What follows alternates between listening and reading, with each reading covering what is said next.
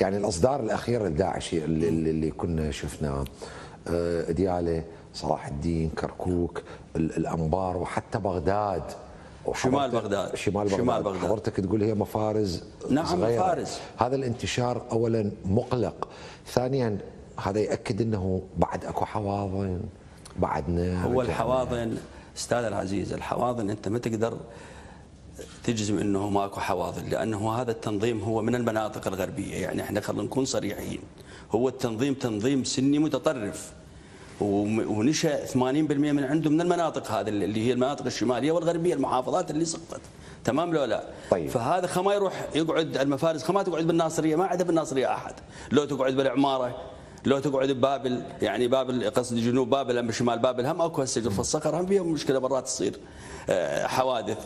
هم قلت لك بقوا بالمناطق، يعني هم اختاروا، يعني انا ما اقدر اقول لك بالضبط ليش اختاروا، بس انا تحليلي كقائد وعسكري وانا كنت قاتل بالميدان، هم اختاروا المناطق هذا اللي قريبه على اهلهم، حتما يحصلون على اسناد، يعني انت هسه لو تجي على قريه تعدادها 4000 ما يقدر يحصل له 20 30 أو 10 من هذا القرية. كنا نتصور انتهت هذه لا مسألة المضافات الآمنة، إذا سمحت لي سيادة الوزير، كنا نعتقد انتهت بعد التجربة المؤلمة لداعش وبعد عمليات التحرير اللي اشتركوا بها الكل وكنا نعتقد صار درس وغادرناه، بعد ما ممكن أن تبقى مضافات. أنت ما تقدر هسه بأمريكا ما تقدر تضمن الشعب الأمريكي كله ويا ترامب.